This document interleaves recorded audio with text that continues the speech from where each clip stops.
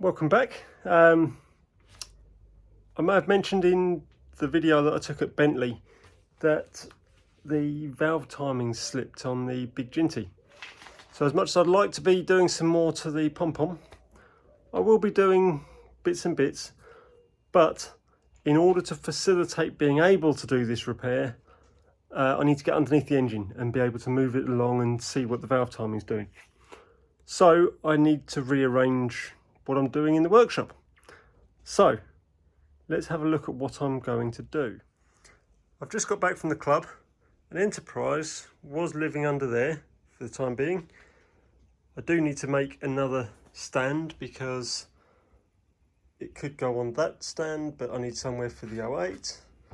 So yeah, it's all getting a bit convoluted at the moment, so I might make another stand for that, another trolley for that, or what. There's lots going on. But the hydraulic table, which only had 7 1/4 rails on, I'm going to add an extra rail so that I can put the 5-inch engines on here as well. That makes moving that one around easier. So that could be dropped down to the bottom for the time being. An Enterprise could come out and be lifted onto the floor easier by 2 of us. But yeah, just having the extra rail on here will make life a lot easier. I don't have a piece of bar long enough. However, I've got an offcut or a couple of offcuts of the box and a couple of offcuts of angle, which add up to being the right length. So I'm just going to weld them in place, spaced at 5-inch obviously, and then we can look at getting any engine onto here so that it will make loading and unloading a lot easier in the future anyway.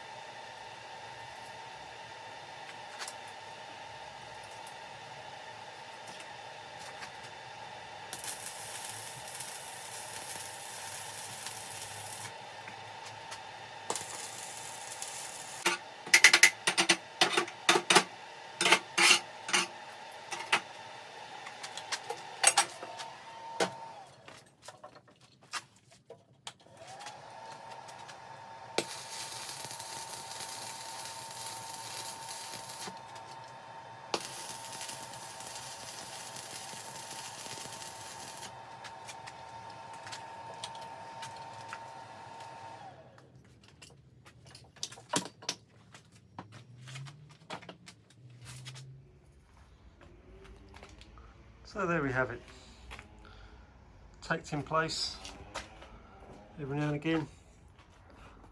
I suppose I should take the slag off that to show you.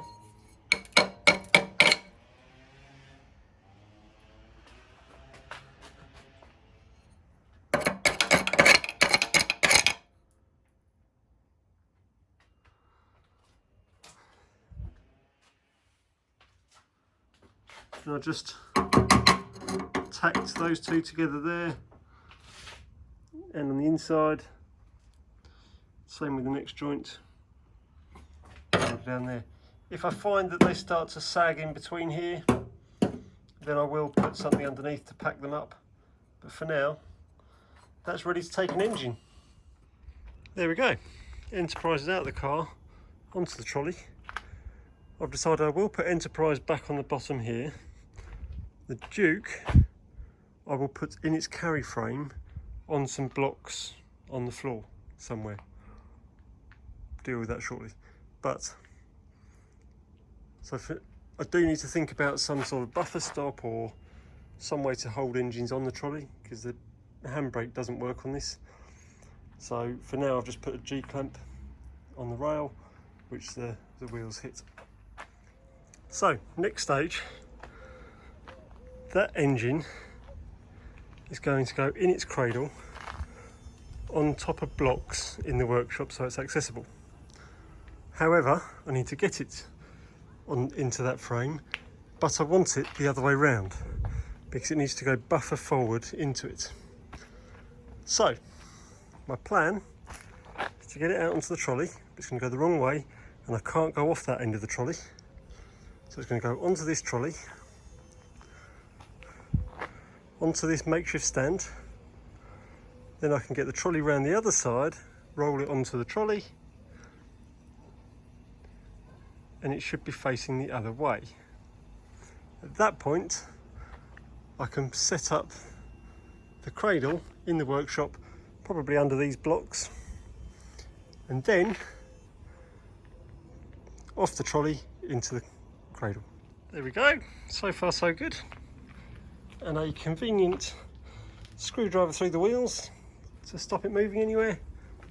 And now wheel it around and onto my makeshift bench.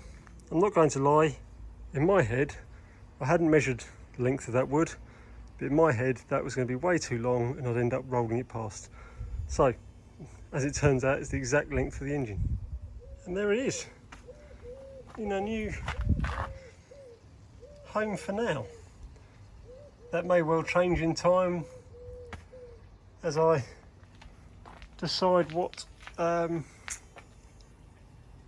is more useful in the workshop, but that gets it out of the way for the time being. Now I just need to move the tender and re-gauge the track. So I've moved one rail, inch and an eighth that way.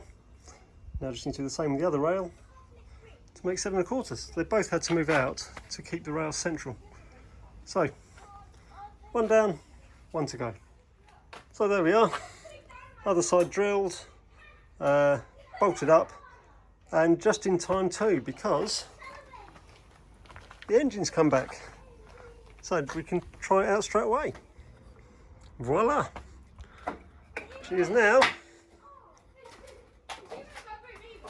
on the trolley, and I can get underneath to take a look at that valve chest. So on to taking this apart. I've taken one brake block off, brake beam, so that I can get to everything underneath. I just need to take off the drain cock pipes and the linkage, that wasn't tight, the linkage to the drain cock valve itself, and then all of the ring of bolts can come off and the valve chest can come off. So that's the valve chest off, or chest cover off. Let's take a look to see if there's anything obvious.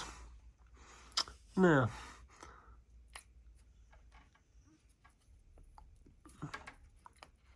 well, that shouldn't happen. There's the problem. That just needs re-securing. So there we go. As I expected, the valve is loose on the spindle. It should be an easy enough job to find where it needs to be and then tighten it up.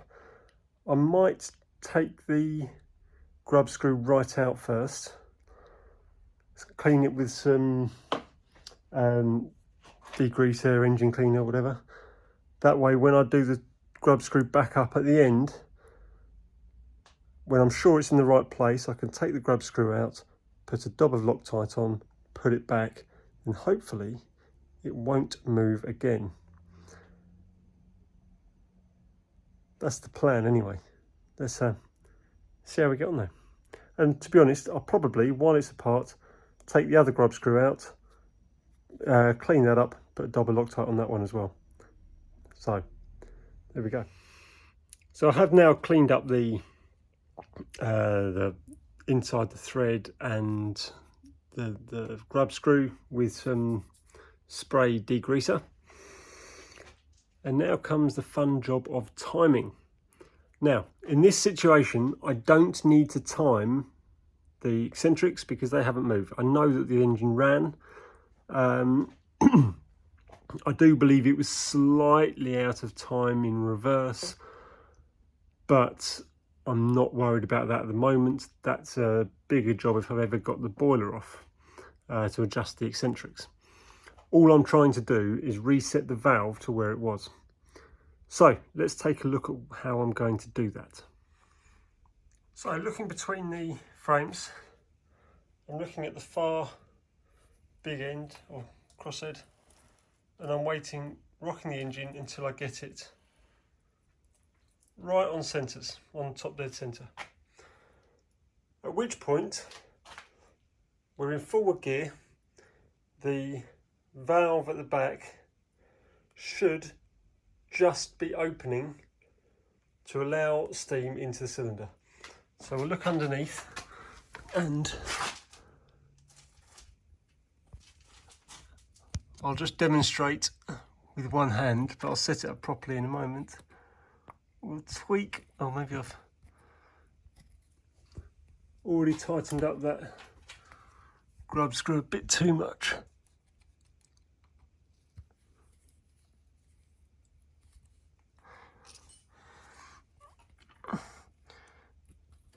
Then we just slide the valve until the port is just cracking open. I mean, that's probably a bit too much, but I need two hands really. At that point, the next thing to do is, I'll do it a bit better in a moment, and then we'll roll it to the other centres and make sure it's still the same. So, as I roll towards forward centres, which I think is about there, the valve, you can't quite see from there, is just a hairline open.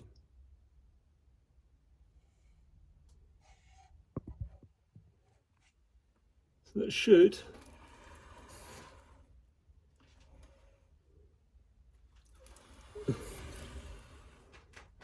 be about right. What's frustrating is the ports don't appear to be quite square to the valve, but never mind. So as you saw, in forward gear, that valve is pretty much in the right spot. However, in reverse, on centres, the ports are already open. But it's the same at both ends. So it's not a valve position issue, it's an eccentric position issue. I had a little look at the other side, and in forward it's pretty much spot on again. Also I've not touched that side, but once you go in reverse, it's a long way out. So I may well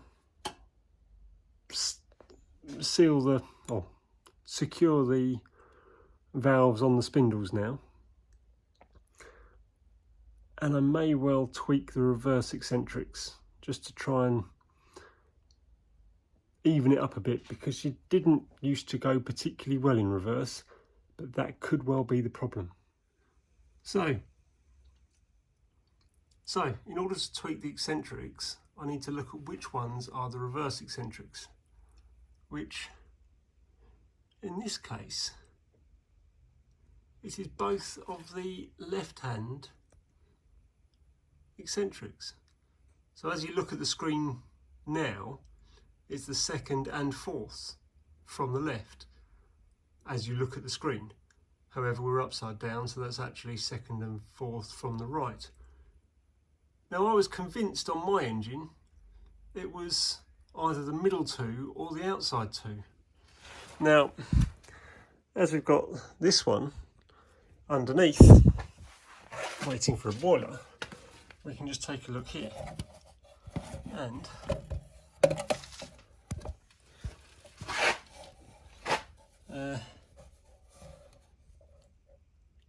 yeah, the rods at the top go to the outside two eccentrics, and the two middle eccentrics go to the bottom of the expansion links. Now, I think that's a bit too much to start fiddling with now, but I will have a look at that reverse eccentric, the one closest to this side, and just see how easy it is to just tweak ever so slightly. So, the back half of the strap off, I discovered that there are two locking screws, one there, one around here. Slackened them both off, tweaked it a little bit, nipped one up, put the rod back on, held it against the eccentric while I rolled the engine to the right spots, checked the valve movements, all seems good now. So I can take that pin out, or put the back half of the strap on with the bottom bolt, take the pin out and put it all back together. Now,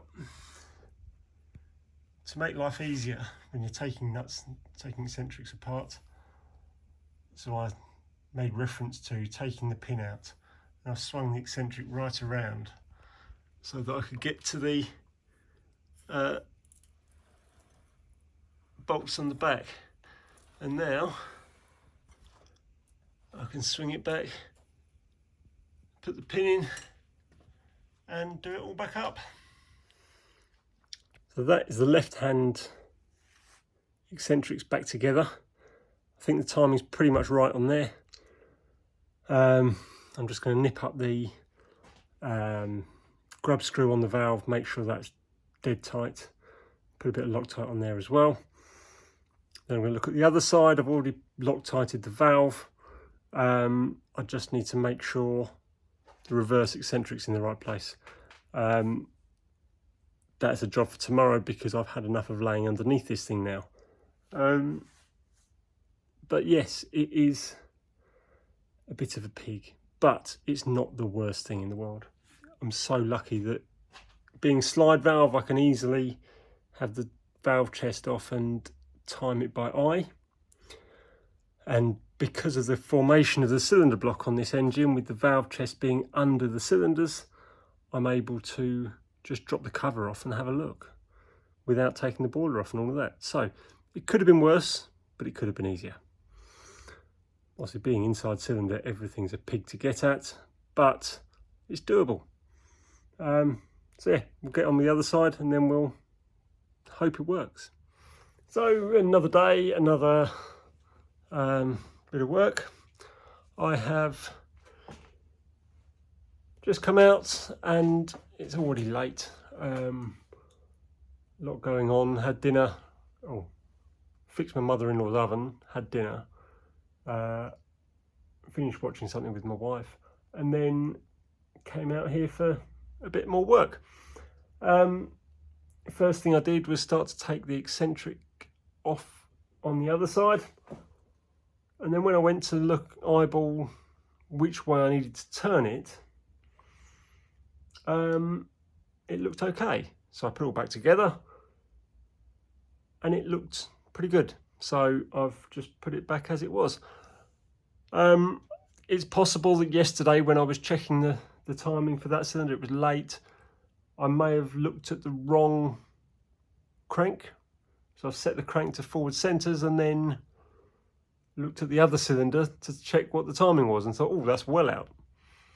I will just give it another check now on both cylinders in both directions to check it's all looking good, but I think we're ready to run. So we are in reverse. Let's go a bit further. That is roughly centres on the left cylinder and you can't see it. We roll forward, roughly centres on the right hand cylinder, and the forward port should be just about to open, and it is just opening.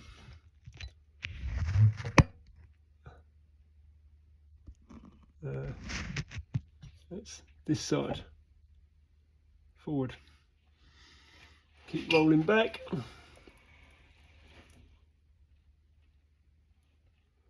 Forward centres on the left hand cylinder. Port should be just opening about here, and it is.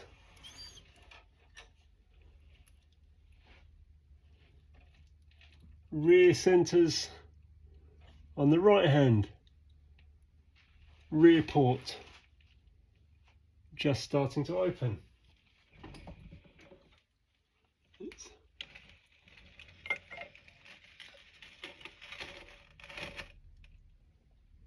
And keep rolling back. Rear centres on the left hand.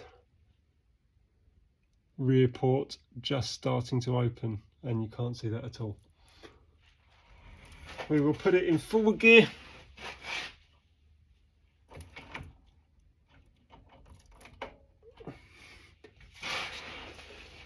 And check similar.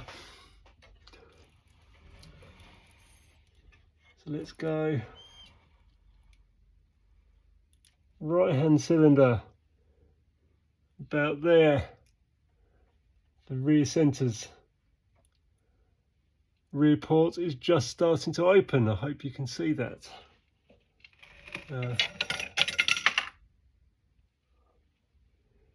As we move forward.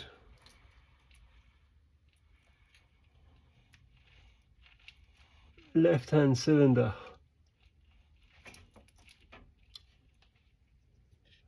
Should be just starting to open on the rear. Starts to open on the forward, sorry.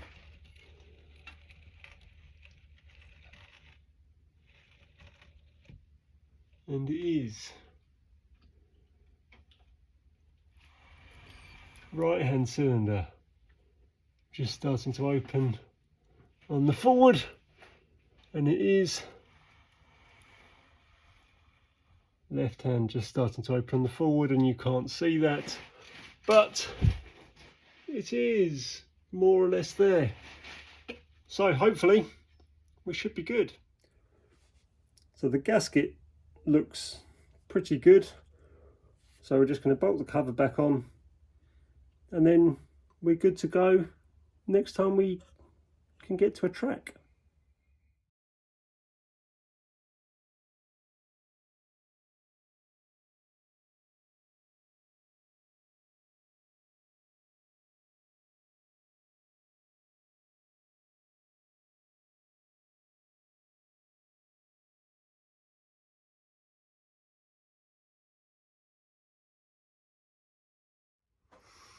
So there we have it, fully assembled, ready to run. I probably have got plugs to put it on air here, but I haven't got the strength to lift it up onto blocks to put it on air. So that is how it will stay for now. It needs to go to a railway to try it. As it stands, it's Thursday today, and I believe next weekend is the Great Cockcrow Gala. So we will be there with that, and we'll see how it gets on.